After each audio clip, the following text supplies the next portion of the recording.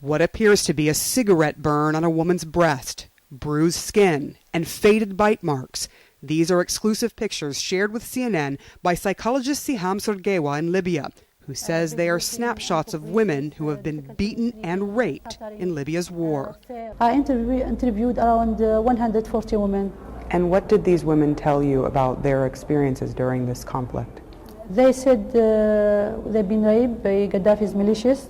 Sergewa says she heard the first report of rape from the mother of a patient who called her from Ajdabia, a city then caught in a deadly tug-of-war between rebels and Gaddafi forces. She was crying and said, somebody kidnapped me and raped me. More than 3 or 4 men, they take me to the desert and they raped me and left me outside. More phone calls followed, and Sergewa decided she had to do something. She traveled to refugee camps on the Libyan border with Tunisia and Egypt, and with the help of volunteers, began a mental health survey in an effort to identify those needing help. Near the bottom, the questionnaire asks, "Have you been raped, and by whom?"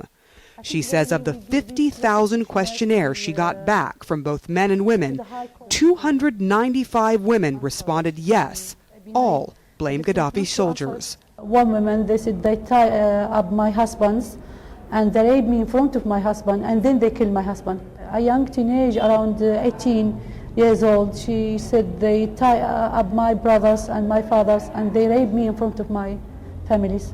And you believe that this is institutionalized, that the troops are doing this because they've been told to, basically? Yes, I'm sure. That is why Sergewa shared her research and cases with the International Criminal Court, where prosecutors are investigating claims the Gaddafi regime used rape as a tool of war.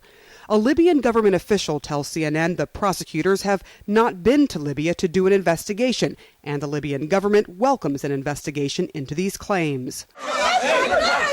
So far, the only alleged rape victim to go public is this woman, Iman al-Obeidi.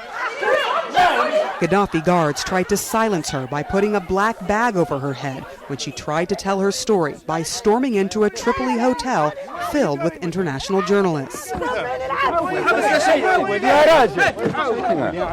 Her accusations were heard around the world, but psychologist Siham Sergewa says there's a reason why more women have not come forward, a reason why they would not go on camera with CNN. In this society, rape is seen as a permanent stain on an entire family's reputation.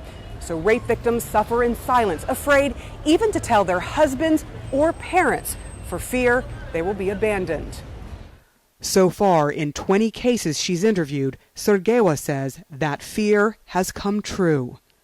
It's really very distressing story, and I feel this girl, she's been twice been hurt, one by her family and one by Gaddafi's troop. Do you know what I mean? For you, hearing these stories, what does it do to you to hear these terrible stories?